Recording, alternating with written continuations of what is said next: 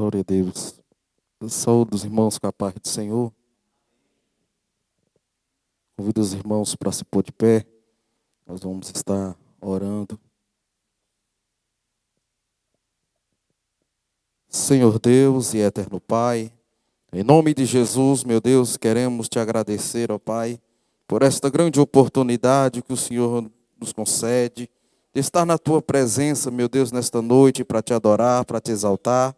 Meu Deus, em nome de Jesus, te peço que toma primazia deste culto e que nesta noite, meu Deus, opera milagres em nosso meio. Meu Deus, que vidas venham ser batizadas com o Espírito Santo, meu Deus, que vidas venham ser curadas. Meu Deus, que pessoas não venham sair daqui da mesma forma que entrou, ó Pai, porque nós sabemos que a tua presença se faz presente aqui, o Senhor se faz presente aqui em nosso meio, meu Deus. Pai, em nome de Jesus, abençoe aquele, meu Deus, que vai ensinar nesta noite, Pai, sobre a tua palavra. Meu Deus, e unge os nossos ouvidos, meu Deus, para receber este ensinamento, essa palavra, em nome de Jesus. Fique conosco. Amém e amém. Glória a Deus. Nós vamos estar louvando a Deus com um hino. E nesse louvor estaremos recolhendo os dízimos e as ofertas da casa do Senhor. Hino de número 547 das nossas harpas.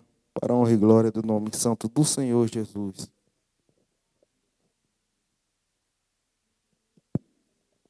Glória a Deus. Os fiéis são transladados, seu trabalho aqui findou. A carreira desses santos nesta vida já cessou.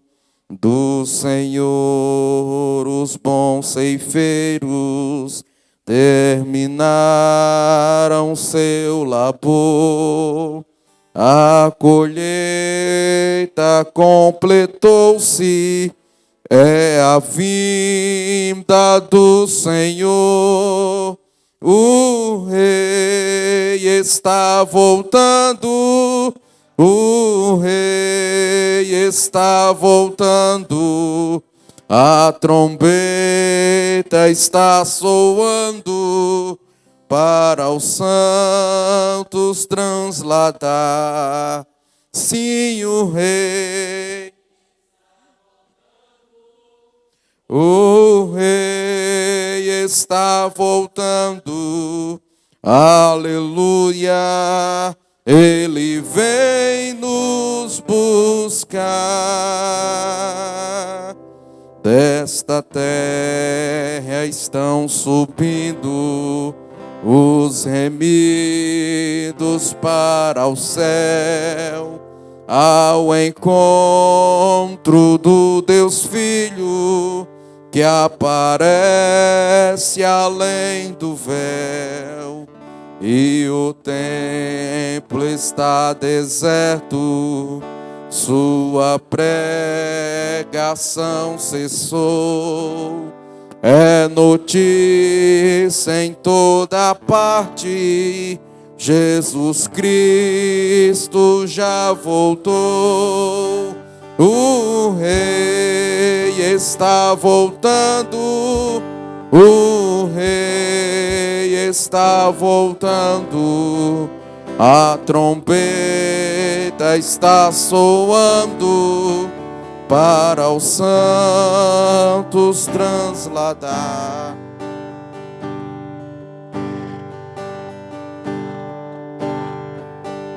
O Rei está voltando, aleluia, Ele vem nos buscar. Os remidos vão subindo, é a festa celestial.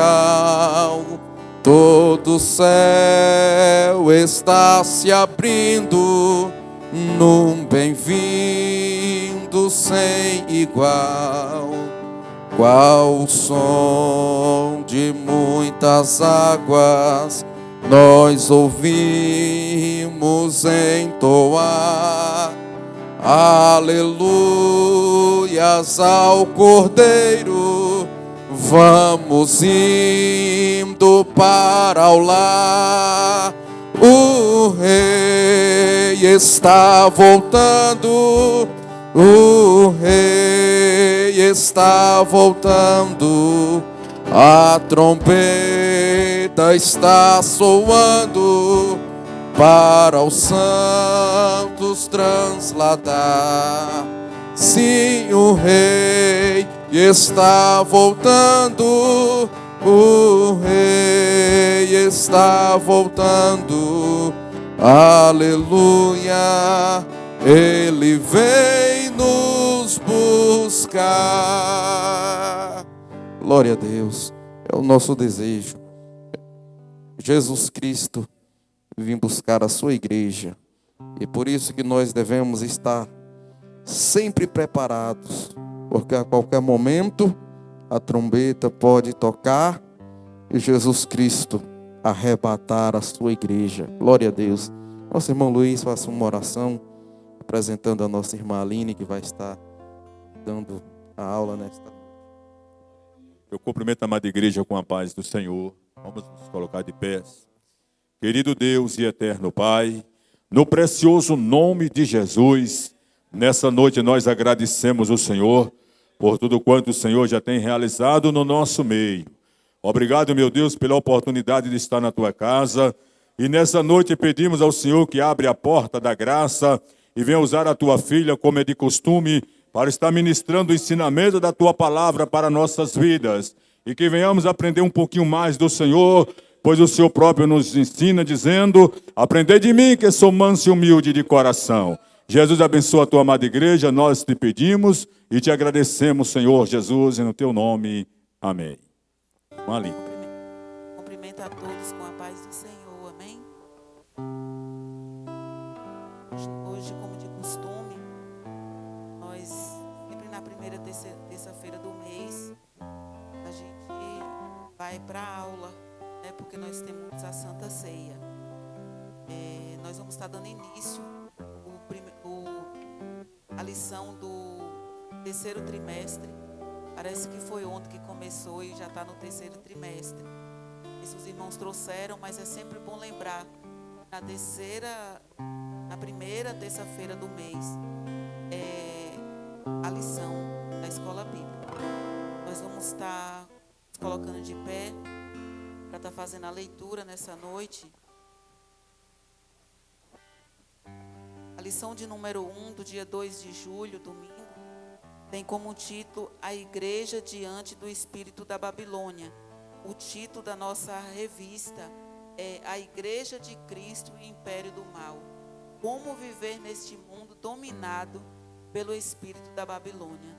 Eu louvo a Deus pelo privilégio que Deus tem nos dado, nos presenteando com lições como tem sido desde o ano passado.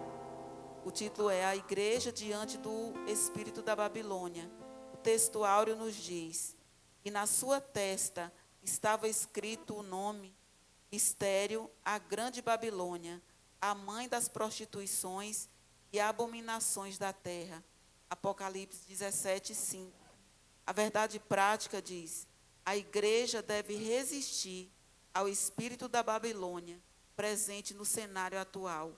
Isso deve ser feito por meio do compromisso inegociável com a autoridade da palavra de Deus. A leitura bíblica em classe, para que vocês também que não estão com a revista possam acompanhar pela Bíblia, se encontra em Apocalipse, o último livro da Bíblia, capítulo 17, do versículo 1 ao 6. Vou esperar um pouquinho, que é muito importante que vocês acompanhem. Glória a Deus. Apocalipse 17, do 1 ao 6. Para os novos convertidos, o último livro da Bíblia. Amém? Nos diz assim a palavra do Senhor. Eu vou ler e vocês acompanhem aí, observando. E veio um dos 7 anjos que tinha 7 taças e falou comigo, dizendo-me: vem, mostrar-te-ei a condenação da grande prostituta que está assentada sobre muitas águas, com a qual se prostituíram os reis da terra, e os que habitam na terra se embebedaram com o vinho da sua prostituição. E levou-me em espírito a um deserto, e vi uma mulher assentada sobre uma besta de cor escarlate, e estava cheia de nomes de blasfêmia, e tinha 7 cabeças e 10 chifres.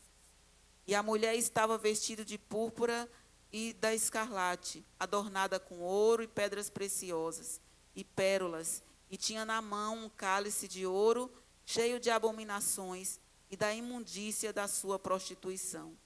E na sua testa estava escrito o nome: Mistério, a grande Babilônia, a mãe das prostituições e abominações da terra.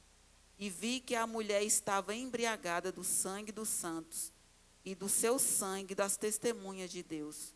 E vendo-a, eu maravilhei-me com grande admiração. Vamos estar orando mais uma vez pela palavra. Senhor, meu Deus, muito obrigada, Deus, pelo privilégio, Senhor amado, de estarmos dando início, Deus, a mais um trimestre que o Senhor reservou para nós. Que durante todo esse trimestre o Senhor possa nos ensinar, nos exortar e principalmente, Deus, colocar em nossos corações o desejo de obedecer a Tua palavra. Fale conosco nessa noite, em nome de Jesus. Amém. Glória a Deus. Nós temos a honra de receber no nosso meio Elivelton, do Mato Preto, está aí? E o irmão Tássio. Como é que a igreja recebe? Sejam bem-vindos em nome de Jesus. Pedido de oração para Henrique, para Hugo. Nessa noite nós vamos começar a aprender mais um pouquinho da palavra de Deus. Como o pastor tem dito, a escola bíblica é o lugar que vai o culto, é o momento que a gente tem de aprender a conhecer mais do nosso Deus.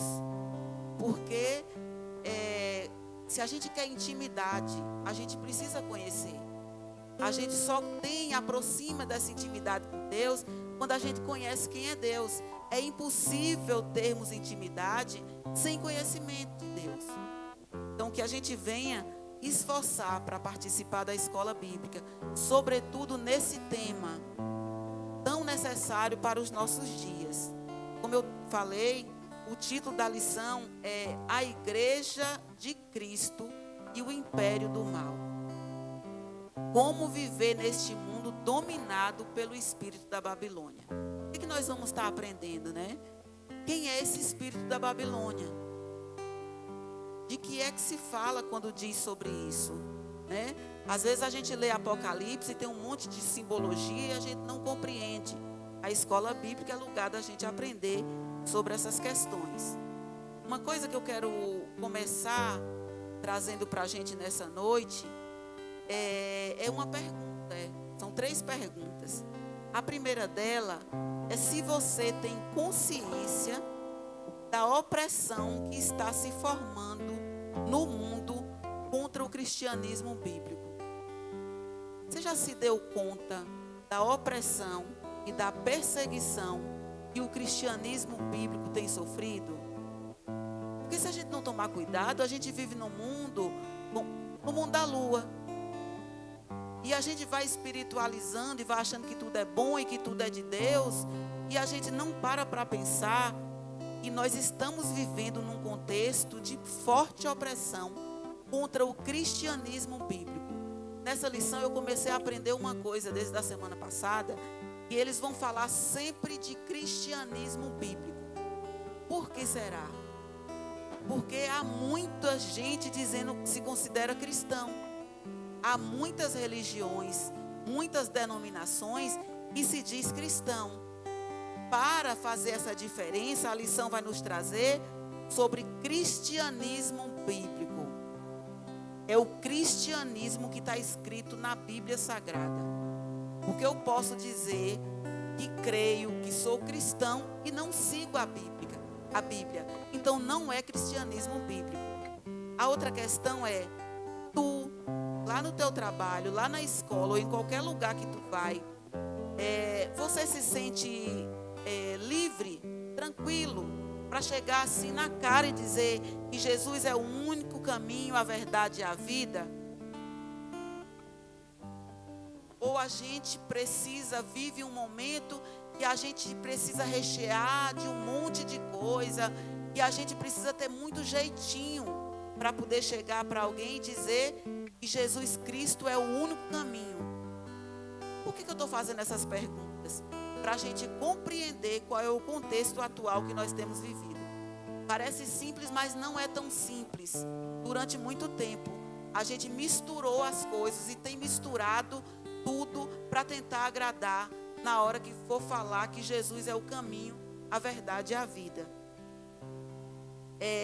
Sente livre para poder dizer que é contra o aborto, que é contra o homossexualismo, que é contra o relativismo, que a Bíblia diz é verdade e não é relativo? Por que eu estou querendo trazer essas questões todas? Porque tem tudo a ver com o que nós vamos aprender durante esse trimestre. A Igreja de Cristo, ela está vivendo num contexto do império do mal. E como sobreviver, como chegar no céu, no contexto que nós estamos vivendo. Porque eu não sei se tu tem a sensação que eu tenho, mas quem convive na igreja e convive diariamente em um contexto como eu convivo, que é da educação, uma educação num contexto completamente anticristão, sabe o que é esse império do mal. Sabe o que é você ouvir piada de bastidores com o falar em línguas. Sabe o que é ouvir piada, como eu ouvi essa semana, de bastidores, dizendo que uma menina que faz programa é protestante, para não dizer que era prostituta. É esse contexto que nós estamos vivendo, não dá para fechar os olhos. E nós vamos estar aprendendo durante esse tempo como sobreviver, como ter posição de cristão bíblico. Não é de cristão que quer Jesus Cristo só como Salvador, não. É aquele que quer Ele como Senhor e Salvador. Como o pastor tem dito, querer Jesus como Salvador, todo mundo quer. Porque a gente quer as vantagens que Ele dá. Mas como Senhor, e aí requer de mim obediência à palavra de Deus, aí complica. A introdução nos diz: o Apocalipse é a revelação de Jesus Cristo, cujo propósito é mostrar as coisas que brevemente devem acontecer. Por ser de natureza escatológica, o livro não é de fácil compreensão. Escatológica quer dizer que fala das últimas coisas, das revelações das últimas coisas. Por isso convém esclarecer que nessa lição não se pretende identificar a Babilônia literal, nem listar os eventos da grande tribulação. Nosso objetivo é alertar a igreja acerca dos aspectos gerais do espírito da Babilônia presente no cenário global em que vivemos. Então, o que nós vamos aprender nesse trimestre para quem não costuma frequentar a escola bíblica? Vai perder, porque a gente vai ter a oportunidade nesse trimestre de aprender como se portar, como ficar mais forte, como defender, ser questionado sobre sua fé. Porque deixa eu te dizer, se a gente não preparar, a gente vai ser um crente simplesmente para envergonhar o nome de Jesus. Porque quando a gente não tem, lógico que ele não precisa de nossa defesa, mas é vergonhoso quando alguém fala alguma coisa e você caça a palavra e você nem tem posição e nem tem palavra para poder defender. E é sobre isso que a gente vai estar aprendendo nesse trimestre. O tópico 1 diz a Babilônia e seus significados. A leitura que nós fizemos vai trazendo várias coisas que a gente não compreende direito com a leitura. Na escola bíblica a gente tem... Estou fazendo uma propaganda, não estou, gente, da escola bíblica. Na escola bíblica nós temos oportunidade de aprender aquilo que a gente ainda não entendeu. Já leu a Bíblia 1, 2, 3, mas quando chega de Apocalipse, lê e não entende nada. a gente vai ver algumas coisas sobre isso também. O que significa a grande prostituta? A personagem é apresentada como a grande meretriz com a qual os reis da terra se prostituem. No texto bíblico destaca-se 3 termos gregos: prostituta, prostituir-se e prostituição. Na mensagem dos profetas do Antigo Testamento, essas expressões apontam para a idolatria, isso é, a prostituição espiritual. Na leitura que nós fizemos, quando está falando da grande prostituta, está falando do contexto atual que nós estamos vivendo sobre uma prostituição espiritual. O que é prostituição? Todo mundo sabe. O que é prostituição espiritual? Deixei de seguir o Deus fiel e verdadeiro para seguir todos os outros que tem por aí. Esse é o contexto que nós estamos vivendo. Quando a palavra é dura demais, ao invés de falar como os discípulos, para onde iremos nós? Se só tu tem palavras de vida eterna, a gente diz assim, deixa eu sair daqui porque eu vou achar outra igreja que me agrada. Deixa eu sair daqui porque eu vou encontrar um pastor na internet que vai falar direitinho do que eu quero ouvir. Isso é prostituição espiritual. Prostituição espiritual é deixar de buscar conhecer a Bíblia para obedecer e começar a dizer assim, eu ouço hinos o dia todo e eu sinto a presença de Deus. Deixa eu te dizer, tu pode até sentir a presença de Deus em algum momento com um hino, mas o que precede sentir a presença de Deus é obediência. E a gente tem vivido uma geração que é muito cômodo. Quem é que não chora? Eu tenho falado isso o tempo todo. Quem é que não chora com uma boa música? E com os hinos, então? Mas às vezes a gente quer colocar o louvor numa caixinha de som no celular e dizer, já não preciso ir para a igreja, eu chorei demais, senti a presença de Deus. Deixa eu te dizer, na maioria das vezes você está com um problema, escutou uma música, se emocionou e está dizendo que está sentindo presença.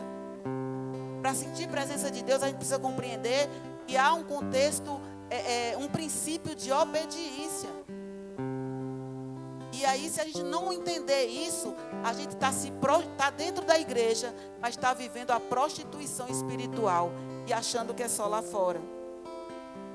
A mulher e a besta escarlate. A mulher montada sobre a besta, que a gente viu, é a descrição da grande prostituta. Ela se veste de púrpura e de escarlate, o que significa reinado e luxo. Ela também se adorna com ouro, com pedras preciosas e com pérola.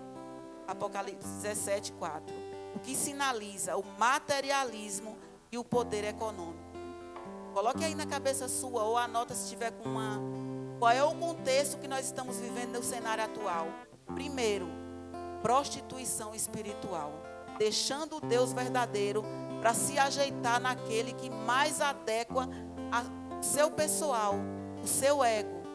O outro ponto que a gente também tira na lição é o materialismo e o poder econômico. Colocamos no nosso coração e na nossa mente que há uma necessidade exagerada do consumismo. Porque a gente tem que ser igual aos outros, porque a gente tem que ter o que os outros têm, porque a gente quer ter, quer renovar, quer ter, não mais pela necessidade, mas não é porque eu preciso, é porque eu criei um vício, eu sou materialista. E isso não é privilégio de quem está fora da igreja. A gente vai copiando as mesmas coisas, fazendo as mesmas coisas. Esse é um outro contexto global que nós estamos vivendo e que a gente precisa pensar um pouco sobre isso. O cálice em sua mão diz respeito à abominação e à imundícia da sua prostituição, que representa toda forma obscena e impura de contaminação moral e espiritual da sociedade.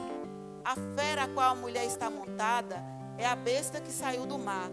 Trata-se do anticristo, que pelo poder de Satanás faz oposição a Jesus.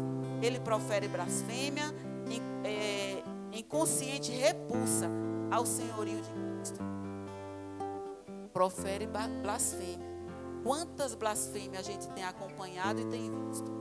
Nas músicas, nos carnavais, nas paradas que se faz por aí, fazem questão de ridicularizar o nosso Deus. Esse é o contexto que nós estamos vivendo. Suas 7 cabeças e 10 chifres simbolizam o poder do mundo e a sua força política.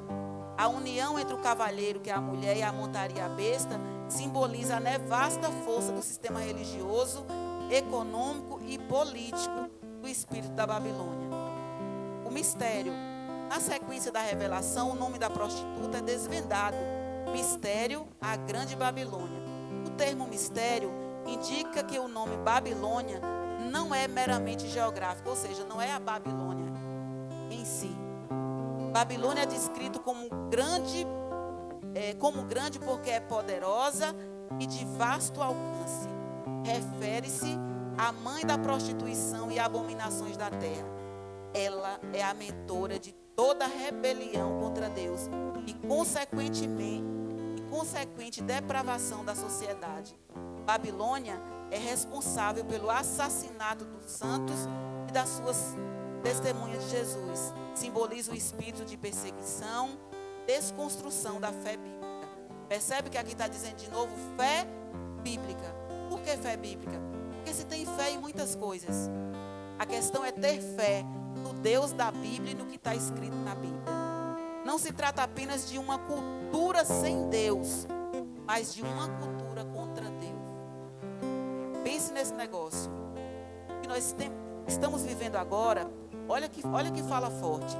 Não se trata apenas de uma cultura sem Deus, mas de uma cultura contra Deus. Qual é a diferença, irmã Aline? Quando a cultura ela é sem Deus, muitas vezes a gente pode justificar o pecado porque não tem Deus. Mas quando é contra Deus, a sociedade e a cultura e esse povo, eles resolveram ter conhecimento de quem é Deus e mesmo assim ir contra Ele, que é o que a gente tem visto agora. Assim, o espírito da Babilônia é o sistema global deliberadamente anticristão. Não é nenhuma novidade o que a gente está ouvindo aqui. Eu peço aos irmãos que leia de novo a lição número 1. Porque se tu não entender a lição de número 1, vai ficar meio boiando durante as outras. É muito importante que tu compreenda o que é esse império da Babilônia. Essa corrupção que a gente está vendo em todas as áreas. De uma cultura que ela não é sem Deus, ela é contra Deus. Porque os levantes que a gente tem visto, a gente tem visto, não é de quem não tem Deus, é de quem é contra Deus. A gente precisa pensar mais e mais sobre esse contexto. O ponto 2, o espírito da Babilônia. O espírito da Babilônia, que é essa corrupção toda contra Deus, que a gente está vendo aqui na lição, não é um sistema que atua só no espaço religioso. É um sistema que ele atua no sistema religioso, no político e cultural e no econômico. Porque é a preparação do cenário para a manifestação do anticristo. Então, há um cenário sendo preparado. Então, não prepara só no aspecto religioso.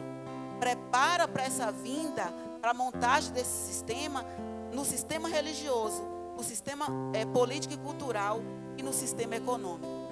Agora, no movimento que a gente está fazendo para o documento da escola, para a honra e glória do nome do Senhor, Deus colocou uma irmã que tem aberto os nossos olhos para poder estudar mais sobre como é ser crente e aprende a defender a visão cristã. Eu não sei se vocês já se deram conta, já estudaram sobre isso, mas o ser humano, ele vai ver o mundo de alguma ótica. E essa ótica que ele vê o mundo é chamada cosmovisão. O cara que ele é ateu, ele tem uma visão de mundo.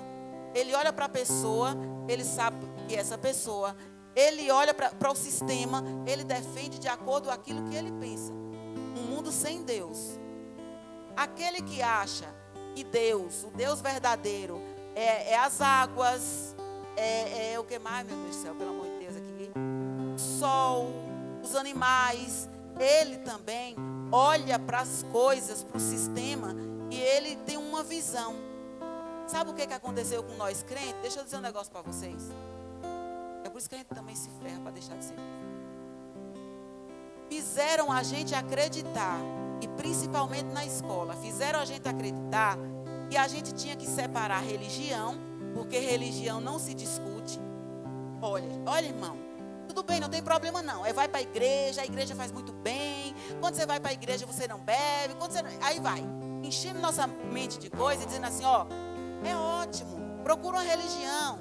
Mas tipo assim, ó, tu fica dentro da tua religiãozinha, nas quatro paredes, porque todo o outro mundo não se discute não se envolve não. Por isso que a gente está chegando no momento que a gente está chegando hoje. Por isso que a gente está chegando nesse contexto que a gente está vivendo hoje. Eu quero te dizer um negócio. A gente, como crente, tem que ter coragem de defender uma cosmovisão cristã. O que é isso? Eu vejo pela lente do Evangelho. Eu vejo pela lente da Bíblia. Eu vejo o homem pela lente da Bíblia. Eu vejo o sol pela lente da Bíblia. Eu vejo os terremotos pela lente da Bíblia. Não tem um outro contexto. Aí a gente vai para a escola e quando chega lá, vai dizendo para a gente, eu louvo a Deus por esse colégio, meu Deus do céu. A gente chega na escola e o pai e a mãe ensinou na igreja, que Deus criou o céu e a terra, e criou em 7 dias, por aí vai. Quando ele chega na escola, ele diz assim, o que a professora vai dizer para ele? Ó, isso aqui é mito. Não tem problema nenhum não. Tu aprendeu? É mito. É mito. Não tem problema, tu aprendeu. Mas agora eu vou te ensinar o que é verdade. O que é verdade é o que a ciência diz. E ninguém nos ensinou a ter coragem de dizer assim, de maneira a dizer assim, tudo bem, aqui é ciência, mas a Bíblia é verdade. Porque a gente acha que é meio bestalhado. A gente vai sendo tomado e achando que ciência é que é verdade e que Bíblia não é verdade. Fazem a gente acreditar na escola que é só uma fábula. Por isso que os meninos começam pequenininhos, animados, cantando, louvando, fazendo cena com as musiquinhas de Jesus. Aí eles vão crescendo. Quando chega lá na escola, aí ele começa a dizer assim, eu quero ser isso, eu quero aprender, eu quero ser estudioso. Se Bíblia é fábula, então eu tenho que aprender aquilo que é ciência e que é verdade. Eu quero te dizer nessa noite, ou a gente começa a entender que a Bíblia não é mito, que a Bíblia não é fábula, que o mesmo direito que alguém tem de defender, que o mundo foi feito de uma explosão, eu tenho o mesmo direito de defender que foi feita por Deus e como foi feita. Mas fizeram a gente acreditar que a gente poderia acreditar na fábula da Bíblia, dentro de 4 paredes. Mas quando chegasse lá fora, que a ciência é que é válida. Esse contexto que nós estamos vivendo, a gente começa a não questionar. Deixa eu te dizer um negócio muito sério aqui. Tudo que a Bíblia diz, eu como crente preciso ter certeza que é verdade. Eu preciso ter convicção que é verdade. Ah, Aline, eu acredito que tal parte assim é. É toda, é verdade. Ah, mas Gênesis é verdade. Ela não contém a palavra de Deus, ela é a palavra de Deus. Se tu não fortalecer, nós vamos ser amassados como um rolo compressor com esse contexto atual.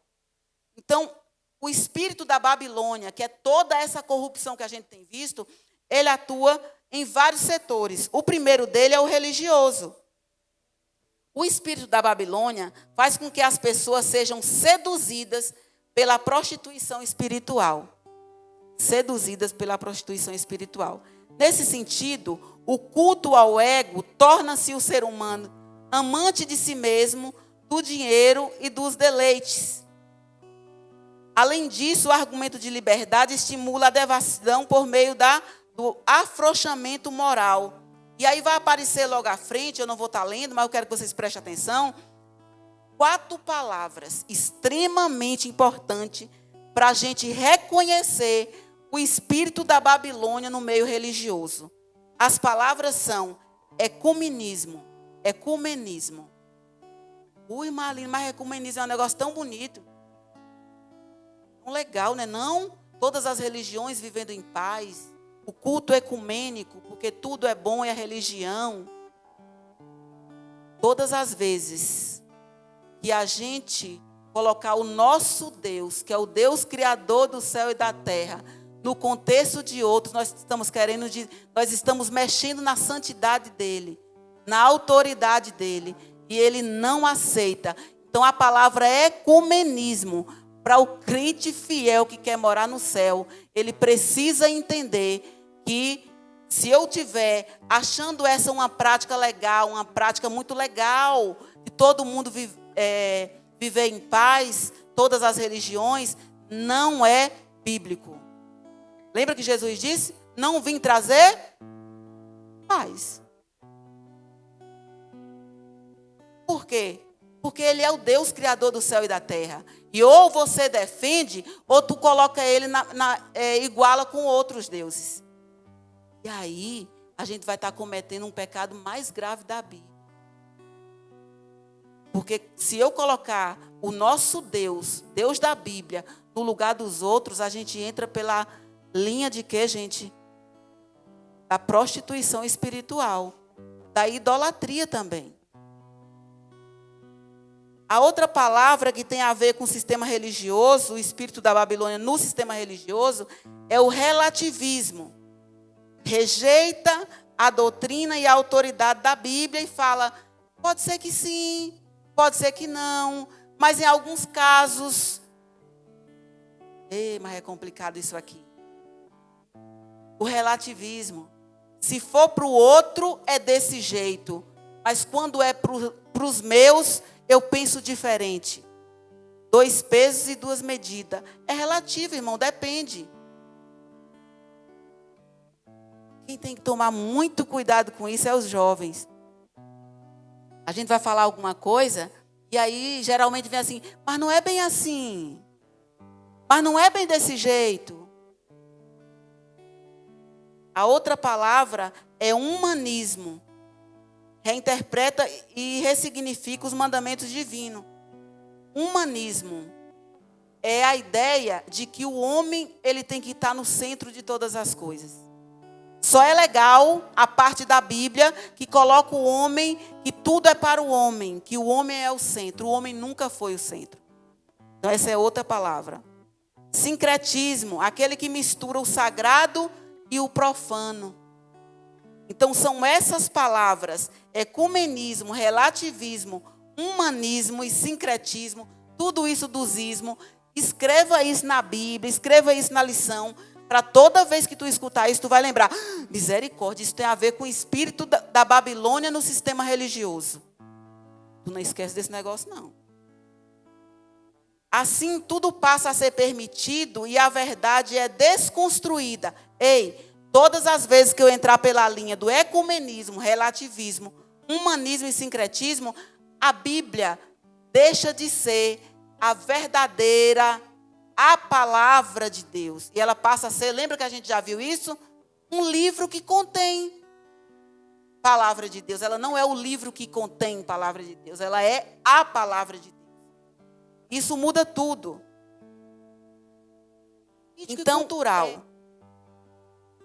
E também está imperando aí o espírito da Babilônia. O sistema político e cultural exerce forte influência na política e na cultura. Eu ando traumatizada com esse nome de cultura. Ainda bem que Deus tem usado nosso pastor para direcionar a gente. Para mim foi um divisor de águas o dia que o pastor deu um ensinamento e dizendo para a gente que a nossa cultura é de Jesus. A nossa cultura é a cultura de Jesus. Quando a gente ainda não aceitou o Senhor Jesus como Senhor e Salvador da nossa vida, a gente vem da família, com a cultura da família, com a cultura local. Como é que acontece então? Quando a gente aceita o Senhor Jesus, a gente agora precisa ficar atento, faz parte de uma comunidade cristã bíblica, e a gente precisa agora começar a apresentar traços da cultura de Jesus. E cada vez mais tornar parecido com Ele, com o que Ele fazia. Então sempre quando tu estiver lá na escola ou em qualquer lugar, mas isso é cultura. E eles querem, gente, interferir na cultura de Jesus na nossa vida. Hoje mesmo eu comprei uma briga danada. Porque querem dizer, por exemplo, que não tem problema. Lá na minha escola, disseram assim, eu lembrei da lei que ampara aqueles que não participam de festas religiosas na escola. E aí me disseram assim, Aline, aí olharam para mim e disseram assim, Aline, mas tu sabe que isso não é religioso? Eles querem envolver. Ninguém nem fala dos santos, ninguém nem lembra dos santos. Essa é a fala. Porque querem nos enganar, nos envolver. Ou a gente está muito esperto para dizer, deixa eu te dizer um negócio. Ainda, eu sei do meu direito de crença que eu tenho. E eu, como eu já estava lendo a revista e tal, eu falei assim, ó, deixa eu falar uma coisa. O crente verdadeiro que segue a Bíblia Sagrada, ele é um povo que vive nos povoados, nas cidades, mas ele é um povo de outra cultura. É outra cultura. Um exemplo meio estranho aqui, por exemplo. Os ciganos. Eles vão para qualquer lugar, eles estão nos lugares, todos os lugares, no meio de todo mundo. Mas ele tem a cultura deles em qualquer lugar. Agora querem dizer para a gente que não é bem assim. Não entenderam isso, mas o mundo pode não entender. Mas eu e tu precisamos entender que a nossa cultura é a cultura de Jesus. Pautas progressistas de inversão de valores são imputadas em afronta à cultura cristã, tais como apologia ao aborto, a ideologia de gênero, legalização das drogas, prostituição.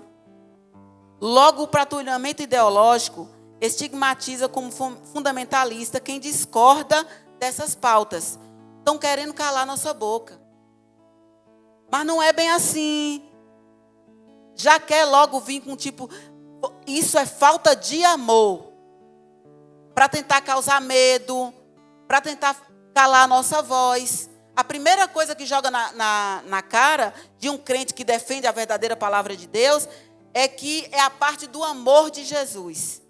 E aí querem calar nossa boca para a gente ficar com vergonha. Mas não diz que é crente? E o crente não ama? Usa essa balela dessa palavrinha sem entender qual é o amor de Deus, o que a Bíblia diz de fato sobre o amor, para tentar calar nossa boca. E aí a gente vai vendo cada vez mais a grande mídia, as músicas, a literatura e a educação fazendo um doutrinamento contra a fé cristã. Estão criando um contexto na arte, na música, na televisão, nas escolas, que não é uma questão neutra. Porque se fosse algo neutro, tem até a discussão de escola sem partido, é aquela que não fala de ideologias, mas a gente sabe que não é verdade. O ser humano, ele é social, ele ensina de acordo com aquilo que acredita. Para o documento da escola, nós estudamos um livro que fala assim, você educa de acordo com o que você adora. É fantástico, gente. Você passa no seu trabalho, na escola, em qualquer lugar, de acordo com o que você adora. Quem é que você adora, você vai ter uma atitude que se identifica com a sua adoração, com aquilo que você gosta. Então, esse espírito da Babilônia, ele atua no sistema religioso, no sistema político e cultural. Eu acho que queria falar sobre isso, mas assim, quem está atento, está percebendo como essa distorção de valores está agora no sistema político. As pautas que estão para ser votadas, nos deputados cristãos que estão sendo caçados. E tem mais para ser caçado e provavelmente vão ser caçados. Porque quando eles falam contra o homossexualismo, cria-se um contexto de cassação. É isso que nós estamos vivendo. No sistema econômico, as pessoas são motivadas a levar vantagem financeira, ilícita e imoral, em prejuízo do próximo. A sociedade é extorquida em troca de satisfação dos prazeres pecaminosos e consumismo desenfreado. No sistema econômico, como é que eu mexo com o caráter cristão de alguém? Primeiro eu crio o contexto do ter e não do ser. Quando isso já está na mente, agora fica fácil. Porque vai se criar coragem de enrolar alguém, mesmo sabendo que o outro está perdendo. Porque não é mais o que funciona, não é o ser, é o ter. É renovar o celular, é renovar o carro, é renovar a roupa. O sapato, a gente compra um sapato e aí, mas daqui 6 meses vai sair aquele da tendência. E deixa eu dizer, é triste e vergonhoso para nós, mas a gente segue o mesmo padrão de quem não conhece a Cristo em relação ao consumismo e o materialismo. O mesmo. Tem alguma coisa errada com a gente. Tem alguma coisa errada. Porque, na realidade, a gente sabe muitas coisas do que Jesus ensinou, mas a gente está sendo levado pela grande mídia, a gente está sendo levado pela internet, pelo materialismo e pelo consumismo. Espírito da Babilônia. Nesse sentido, o materialismo, os deleites e a autossatisfação conduzem o ser humano a confiar no dinheiro. Se a gente pode trabalhar muito para conseguir as coisas, para que crer que Deus dá? Materialismo, humanismo. E os que controlam a economia impõem embargos, tributos e multa em desfavor do cidadão impotente. Jogaram uma teia e a gente foi enrolando nela. E eu sei que aqui tem gente igual a mim, que às vezes olha e tem convicção que está indo por um caminho errado no sentido do consumismo e do materialismo. E a gente pensa assim, como é que eu resolvo isso agora? Como é que eu saio disso agora? Isso não é lá fora não, gente, é dentro da igreja. A terceira e última parte é a posição da igreja diante desse espírito da Babilônia, que atua no religioso, no contexto político, no contexto social. Não negociar a ortodoxia bíblica. O que é isso? A palavra ortodoxia vem do grego e significa correto, crer. A junção dos termos traz a ideia de crença correta. Qual é então a posição nossa diante do contexto que nós estamos vivendo? Viver a crença correta. Por isso que a palavra é cristianismo bíblico. Não é um cristianismo de quem quer só o Senhor como Salvador, mas aquele que quer Ele como Senhor e Salvador. O cristianismo, a crença correta. Nesse aspecto, a ortodoxia cristã tem a Bíblia Sagrada como a suprema e inquestionável árbitra e matéria de fé e prática. Por conseguinte, a igreja precisa, olha aqui, a igreja precisa reafirmar a verdade bíblica como valor universal e imutável. Como é, minha irmã Aline, e a leitura está dizendo que a gente vence o espírito da Babilônia. Reafirmar a verdade bíblica como valor universal e imutável. Não é o que a ciência diz, é o que a Bíblia diz. Eu estou falando aqui que o que a ciência fala não é verdade? Não. Eu estou dizendo que a gente tem o direito, a gente precisa conhecer, mas o que é verdade e que é imutável é a palavra de Deus. É assim que a gente vai conseguir sobreviver nesse contexto que nós estamos vivendo. Se alguém, de alguma forma, duvida de algo que está na palavra de Deus, nós já estamos condenados a não sobreviver à situação que vai piorar. Vai melhorar não, viu, gente? Não vai melhorar, vai piorar. Como é que a gente sobrevive e chega no céu num contexto desse? Através da palavra de Deus e de uma crença correta na palavra de Deus. Nesse aspecto, assim, por meio do estudo bíblico, capacitar o crente para enfrentar o espírito da Babilônia, suas ideologias contrárias aos valores absolutos, não é valor relativo, é valores absolutos da fé cristã, com mansidão, temor e boa consciência. Não é ficar apavorado e começar a querer brigar sem fundamento. Com mansidão, temor e boa consciência. O outro ponto é formar o caráter de Cristo. Se eu estou vivendo em um contexto de informação de um lado, informação de outro, e eu perdida, como é que eu faço então? Eu vou buscar na palavra de Deus, na escola bíblica, no ensinamento do pastor, nas dúvidas que eu posso tirar com o meu pastor, reforçar meu caráter cristão. Dia de sábado, Deus me deu uma palavra com os jovens sobre isso. Por que a gente tem perdido batalha? Porque a Bíblia diz o seguinte, que nós temos a mente de Cristo. Só que quando a gente vai tomar decisão, a gente guarda a mente de Cristo e busca a emoção do coração. E a Bíblia diz que o coração do homem é enganoso.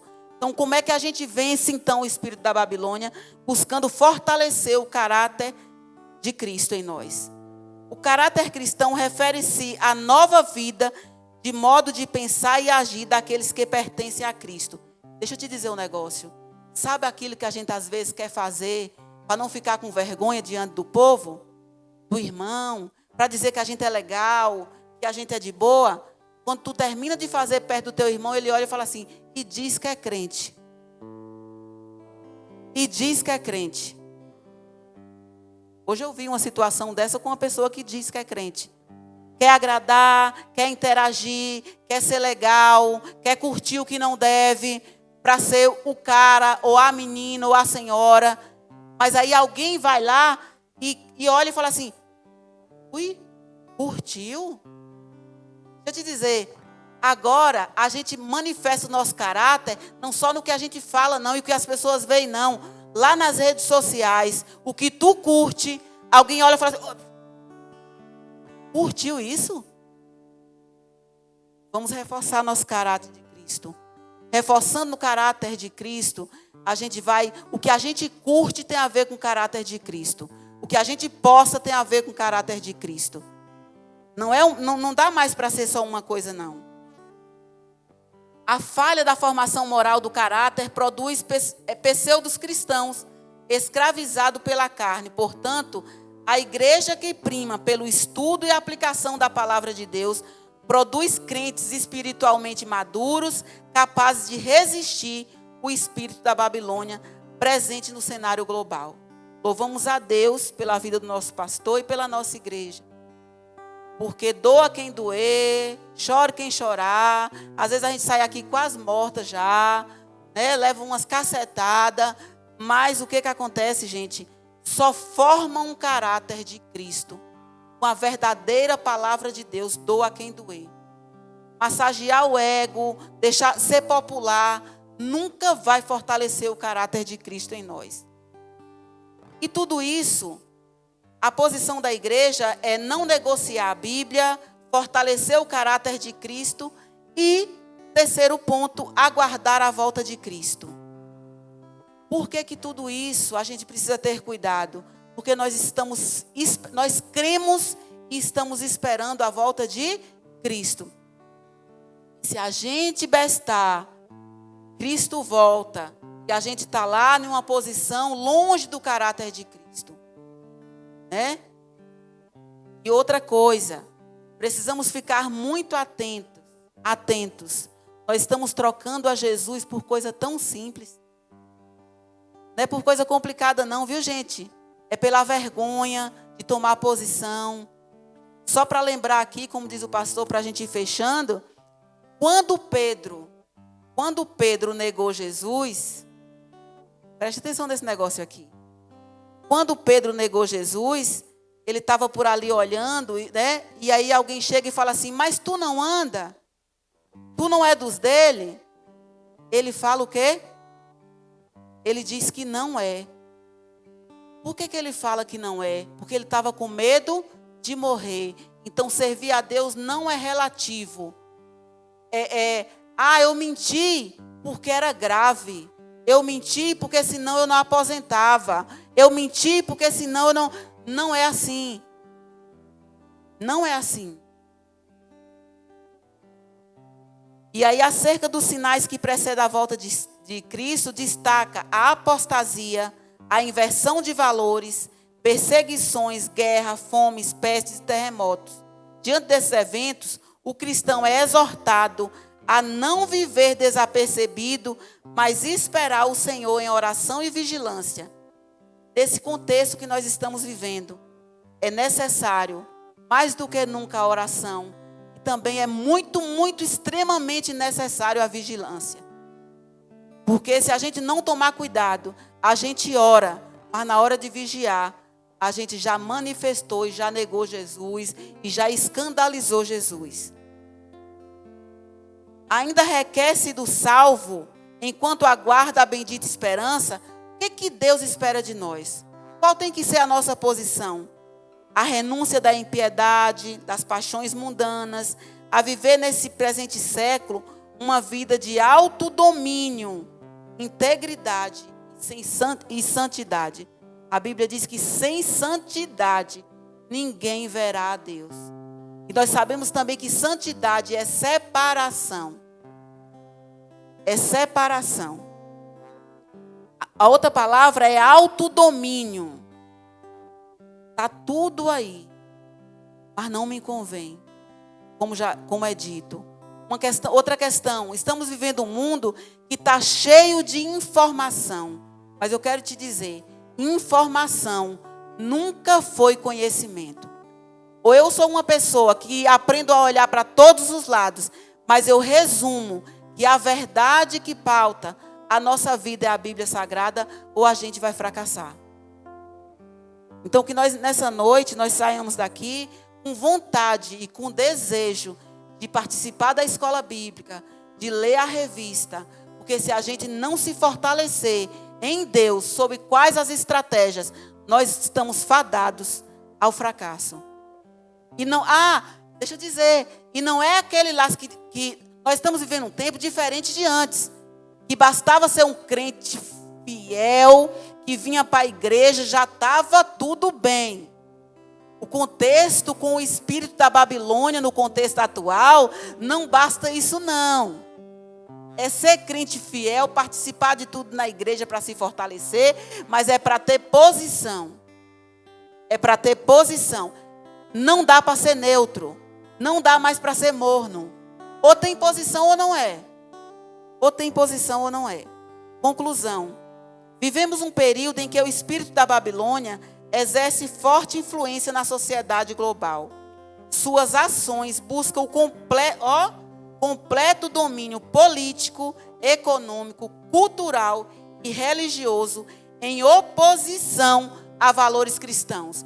Deixa eu te dizer, não dá para viver em paz. Não dá para viver dando tudo certinho. Não dá. Por que não dá? Vou ler de novo. Suas ações buscam o completo domínio do sistema político, econômico, cultural e religioso em oposição à fé cristã. O mundo é contra nós. O mundo jaz do maligno. O mundo já é contra nós. Por que a gente acha que há uma forma de conviver em paz? Ver todo mundo paz e amor. Não há. Não há mais. Não tem como mais. É em oposição aos valores cristãos. Então, se o meu amigo, o teu amigo, ele está nesse movimento contra Deus, deixa eu te dizer logo um negócio. Nós somos oposição a ele.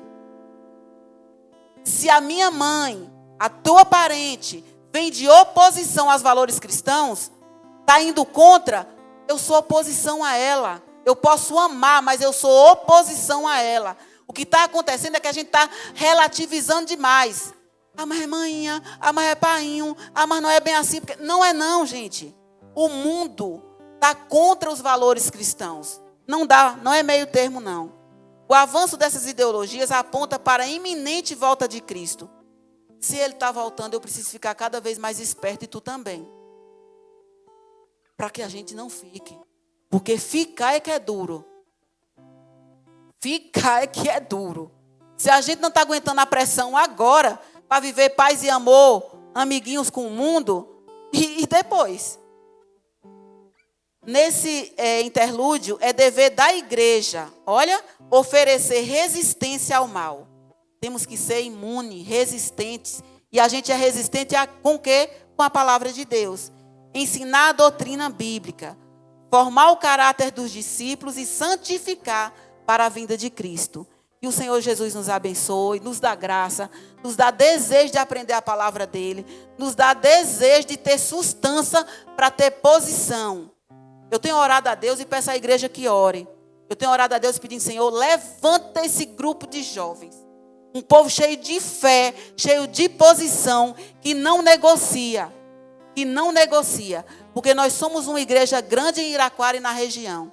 E eu tenho cutucado os jovens para dizer assim, eu creio e eu ainda verei um grupo de jovens de posição, que não negocia com o pecado, que não quer ser curtir e não quer ser amiguinho.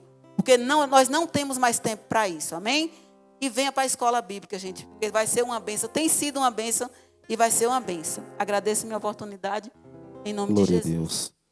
Graças a Deus por esta maravilhosa lição, que nós possamos guardar no nosso coração e que viemos fugir desses espíritos babilônicos, desses espíritos malignos. E você, meu amigo, que ouviu a palavra de Deus, que ouviu, que aprendeu do Senhor nesta noite, enquanto a igreja ora, eu quero te convidar a receber Jesus como Senhor e Salvador da tua vida. Tem alguém nesta noite que deseja se entregar para Cristo? Tem alguém nesta noite que deseja servir a Jesus, como foi ensinado aqui nesta lição? Jesus está voltando. E tu tem a certeza de onde vai, para onde vai a tua alma, para onde vai a tua vida? Se você não tem essa certeza, procure ter. E essa certeza nós só temos quando nós nos rendemos aos pés do nosso Senhor e Salvador Jesus Cristo e servimos a Ele com sinceridade, com santidade. Cadê a primeira pessoa que deseja servir a Deus? Aonde está? Tem alguém nesta noite? Aleluia. Como o silêncio nos diz que não tem, quero convidar o nosso irmão Tonzinho a estar fazendo a oração em nome de Jesus. E encerrando o culto em nome de Jesus.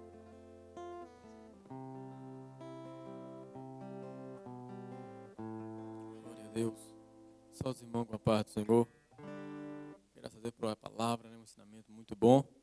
Vamos agradecer a Deus por esse trabalho em nome de Jesus. Senhor, meu Deus e meu Pai, Deus querido, mais uma vez, oramos ao Senhor, meu Pai, agradecendo por esse trabalho, este momento que passamos na Tua presença, Senhor. Meu Deus, muito obrigado. Que possamos, meu Pai, guardar a Tua palavra cada dia.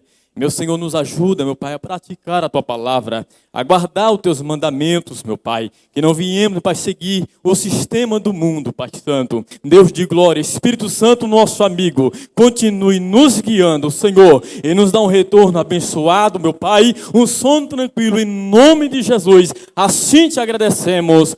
Amém. Assim com vossas mãos, em nome de Jesus. Que a graça do Senhor Jesus, o amor de Deus e a comunhão do Espírito Santo seja com todos hoje e para sempre. Quantos podem dizer amém? Amém. Trabalho encerrado.